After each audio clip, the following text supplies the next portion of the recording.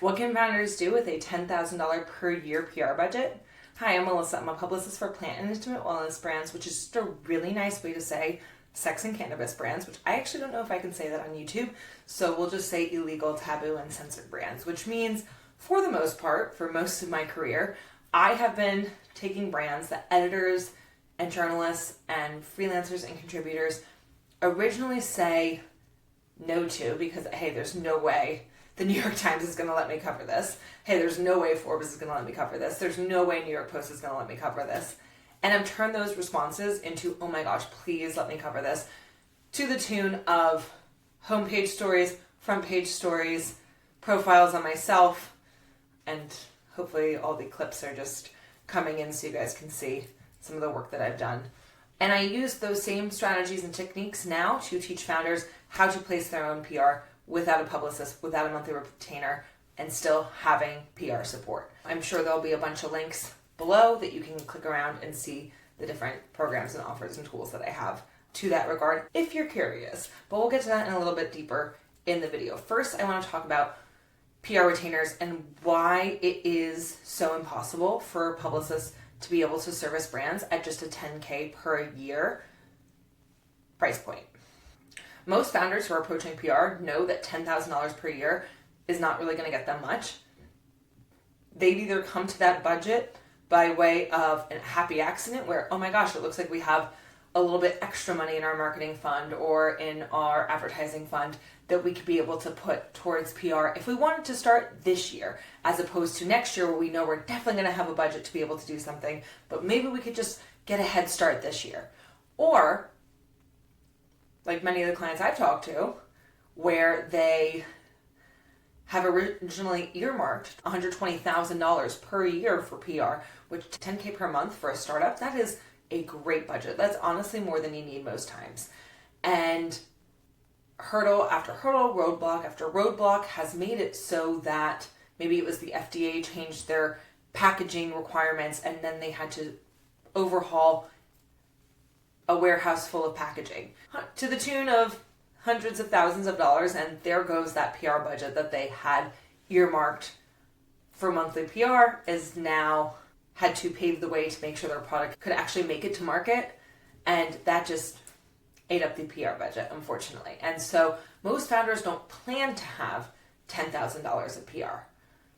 But there has to be some way for founders to get PR for $10,000, right? You would think. Unfortunately, when it comes to hiring a publicist, usually not in that budget. There is a big asterisk. You might be able to find a new PR agency or a freelancer, especially a freelancer who maybe doesn't live in the United States, who can do something with that budget. Even at a 1 to 2K per month retainer, that still doesn't cover a year of PR. And if you've ever spent time on the Reddit public relations forums, you've seen some brand new publicists weighing in saying, hey, I was going to charge $1,200 per month. I was going to charge $1,500, $2,000 per month. And you just see a swarm of senior publicists coming in saying, no, don't do that. Raise your rates. It's got to be more. It's not to protect the market value. It's not to protect the market or the industry standard of PR retainers. It is to protect them because we have done it. We have done it where we've had these accessible retainers, and eventually it doesn't cover hours. Most publicists want to charge around $100 per hour for their time.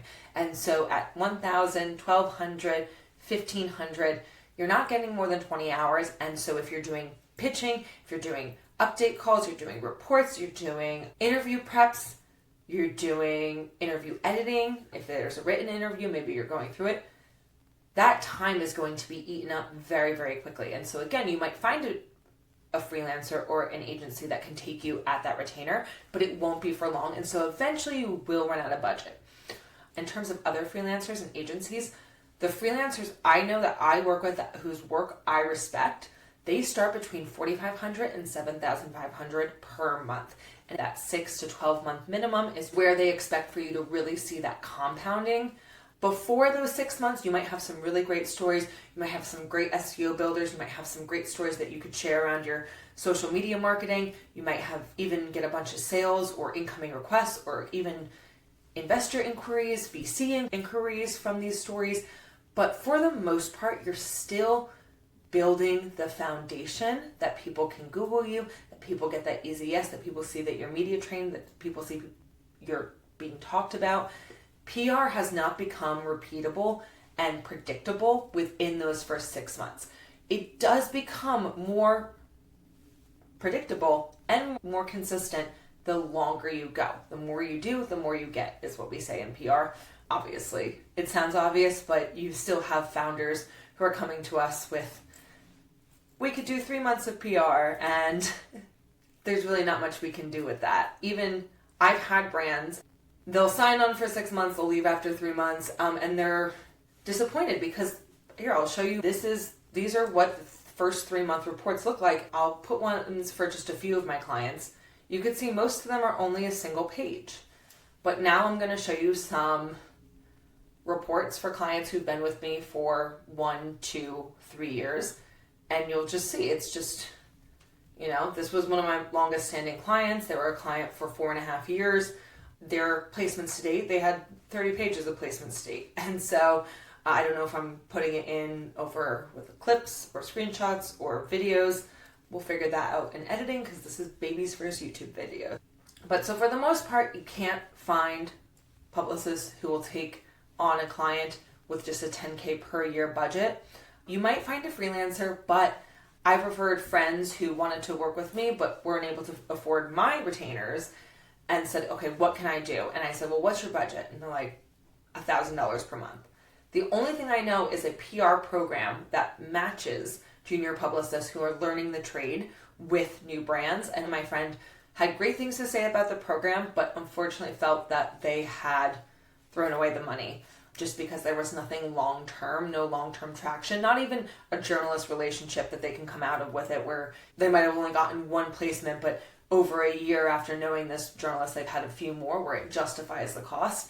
So my recommendation is, if you don't have that 6 to 12 months of a PR retainer, to don't even try it. Even if you have like exactly 6 months even, I've had clients who saw great work. Those 6 months were really satisfied when they were with me. And then after they left, were not satisfied with the work because it didn't compound. And so after a while it stops. And so if you're not in a position to invest those 12 months, it is going to be a lot of money down the drain because you're not going to see that compounding consistency that public relations is known for and gets such a good rap for. So what can you do with that 10K per year? You might not like my answer. You're going to see tons of things advertised for you, like paper placement firms. I would never use a paper placement firm. I was just talking to someone. I thought they were like a marketing company, and then they're like, oh, we do paper placement. I'm like, tell me about what you get. And so I think it's like their most basic tier for one placement is $6,500. And this was a few years ago, so it might have gone up. And there was no guarantee. So it's like you couldn't pick, I'll pay $6,500 to be in New York Times. I don't know any brand who wouldn't. And so it wasn't like that. It was like, we can guarantee a full feature in like one of these magazines. And I personally would not call most of the magazines that were included as a top tier. And the ones that were top tier are also contributor heavy, where a lot of contributor articles, sometimes there is like shadow money that changes hands. I don't associate with any of that. So I'm trying to kind of like an emu, or what is it, an ostrich that sticks their head in the sand and doesn't pay attention to that. So anything where like the shadow side of media where money is changing hands, I don't get involved in that, but I would assume there is something with that to be able to have those guarantees. A lot of contributor articles can be hit or miss. I've had contributor articles on Forbes that have literally broken the bank, where the bank stopped the brand from making any more money because they were like, something fraudulent has to be happening. I've also had a contributor article that tanked so bad in terms of like, it looked beautiful, it had great writing, everything about it was fabulous. Just the time it was posted, no one read it. The editor kept moving it up into like editor's picks and like highlighting it on the website, and people still weren't clicking it. So it's really hit or miss. So even if you pay $6,500 for a contributor article, at that point you're just paying for the article. You're not paying for the sales that come from it. And so there's no guarantee of sales that you'll be able to do it again for another go in that same $10,000 per year. And so again, if you don't have the money to be able to have compounding results of PR, I think you should pause on investing in PR, whether through it's a service or a agency or a freelancer. There are some other free or low cost, much lower cost, that they're not really going to eat through your budget. And those are moderated platforms that promise direct connections to journalists. Usually it's in the form of like a daily email, or you go on to a portal and you will see opportunities, journalists asking for certain types of products, certain types of stories, certain types of interviews, certain levels of expertise. I think those platforms are fan-freaking-tastic. With one little caveat, which is that I, as a publicist, know how to use those platforms. I know how to send an email that's going to get a response through those platforms. I know how to structure an email so it's easy for journalists to read. I've had a lot of founders who come to me and said, we tried that. We got 1 or 2 articles from it, but we were sending like 7 emails a day. And we'd get like 3 opportunities a month. That's if you get a reply at all, which is often a problem that I've seen founders will give up before they get to that point where they get a reply. And I almost did that. There were a few times when I first started answering, I think it was Harrow, I would get no responses. It wasn't until I figured it out that I was like, oh, this is a really great resource. I don't think it is something that can replace a publicist or a publicist retainer. So it could supplement a self-run PR plan, but I personally don't think it's able to replace a multi-pronged PR strategy. And so one of the other things that I do not recommend to replace a publicist or agency if you have a PR budget of around $10,000 per year is I don't recommend you work with press release wires unless you have an announcement or a launch. A lot of times press release wires will bill it as, hey, $300, $400 and you're going to be on MSNBC, you're going to be on Yahoo, you're going to be on probably maybe Forbes or something. And usually you're on like ABC 7 Galveston, Kentucky, where, you know, you're talking about a New York City event. That's not really relevant. Most press releases from newswires get automatically aggregated from sites, usually to the back pages. But anytime we did them at PR agencies, we would send a report to clients, say, oh, look at all these places you were in. But they would make us cut off the last column that said how many views each pickup, which is like where it gets posted, that's called a pickup. There would be 118 pickups where, you know, oh my gosh, look, the release was posted on 118 sites. But then you'd see the views, and it's like the press release was total viewed at this point a week later 100 times. So it's been posted to 118 sites, but over the course of a week, it was read 100 times. That means there are multiple places. If each article got a handful of views, there are multiple places where no one even read it. And so again, being branded to founders of low-cost PR solutions that are all in one, you just do this, you post it up. Now with AI, Claude, ChatGPT can write your press release in 30 seconds or less. You can have all these press releases go up. You can pay for them. You could do 20 press releases before you even start to run out of your $10,000 per year PR budget. But again, I don't use press release wires very often, so I assume it's the same as the last time I used it. 100 views, around 100 views for $10,000 to only get, what is 100 times 20? What is it, 2,000 views? Yeah. Spending $10,000 to get around 2,000 views, not a great ROI, especially since most of them don't even click, they don't buy. There's really no measurable traffic besides those 100 views for press release. So again, press release wires can be great tools, especially if you have investors, especially if you have stakeholders and shareholders. These can be really valuable tools to get all audiences notified. A lot of times for any funding announcements, there might be some type of contractual obligation to post it on a wire. And so these are great tools, especially if you're trying to cement a story or chapter in your company's history, I think any type of meaningful, charitable, social good endeavor from a brand should be marked with a press release, either on your blog, on your website, just so that this way, as curious stakeholders peruse your brand, they might be able to find some things that might turn their customer loyalty and really showcase, the heart that the brand has. I think any type of internal recognition, like if you're doing, we're recognizing all the working mothers for Mother's Day this year.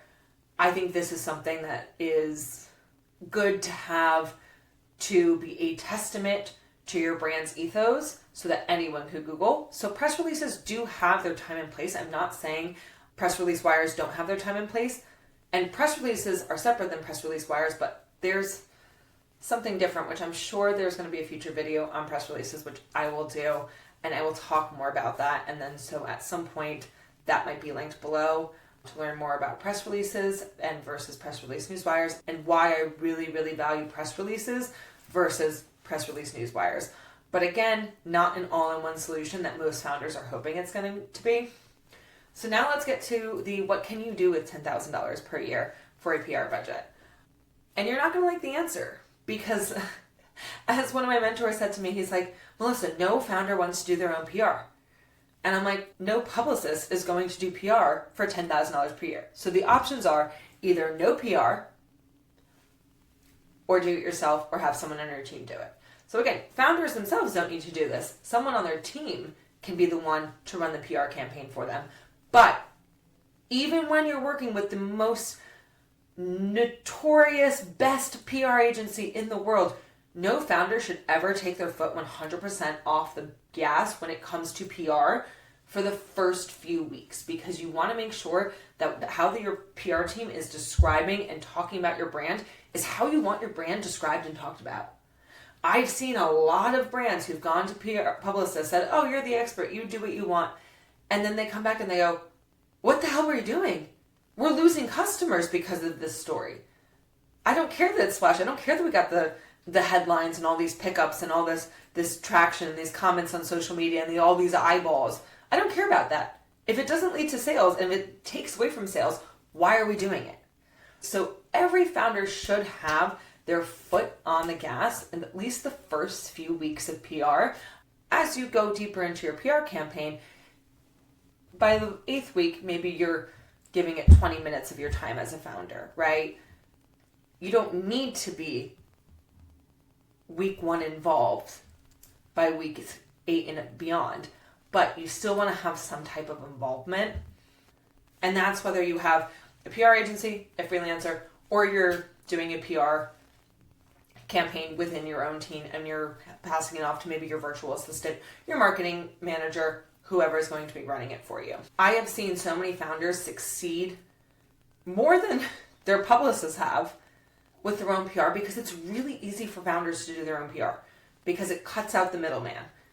If a journalist wants to speak with one of the founders that I work with, we first have to go through my schedule. So I might take anywhere from 5 minutes to 60 minutes to respond to them.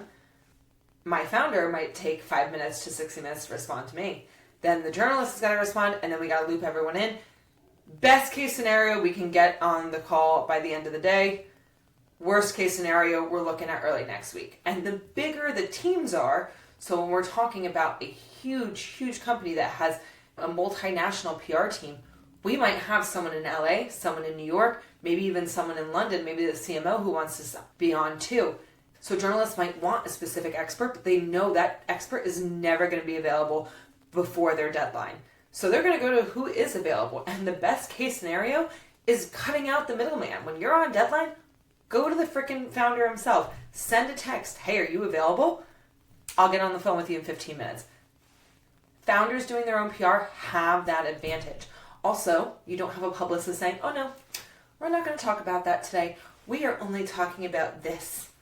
Usually, founders without publicists give a little more access, are a little more candid, have more genuine stories, have more candor. I will never forget, oh my God, so bad. It was so bad. I went to a cannabis award show and there was this at the time, it was like the biggest cannabis company. It was in every magazine, every journalist knew who it was. They had a huge PR team, and they had done a lot of media training with the CEO, and there was a lot of proprietary things that as the company everyone was watching that they were obviously not going to reveal. And I will never forget this, and I've used this in every single media training I have ever done, including the media training that you can find as part of the Media Darling Bootcamp, which the link will be below for information on that. This founder describes something about his brand as like Porta-John porta potties. And I didn't even know the point he was making because I just kept thinking about the publicist melting in the back for having the brand she represents being compared to something that, what do you think of when we think of Porta-John porta potties? I think of that abrasive smell and just a sludge of shit. That is not the brand association you want to have with your brand, right? Whereas a young founder who is not as media trained as one of the companies to watch being interviewed by Forbes and Fortune, weekly, yet, you're on your way there. They're not going to need to make porta potty analogies to hide, what they're doing. They're going to be really proud of what they're doing. And they're going to be an industry disruptor because they're going to share early on what they're doing. What can I say? Startup founders get better interviews. So founders can be really, really successful doing their own PR. And I find that if you are under that $10K per year budget for your PR budget, it is way better to do it yourself. Learn how to pitch the journalists. Learn how to get them to say yes. Even if you only get a handful of top tier placements per year, that first year, it's still going to give you a better foundation. It's still going to give you a little more lift to be able to go to PR firms that next year or in 2 years from now. But I've known founders who have successfully done their own PR to the point where they couldn't handle it anymore and had so many sales flowing in, they had their choice of publicists. And so there are a lot of founders who are doing amazing, incredible things right now that journalists want to write about, that readers want to hear about, that readers want to know about, that customers want to buy into. But they don't know who you are yet. And public relations can help. So if you want to learn more about DIY PR, go ahead and give me a follow. And also check out the links below to see if any of the resources I have might match what you're looking for right now. Thanks so much for watching, and I'll see you soon. Bye.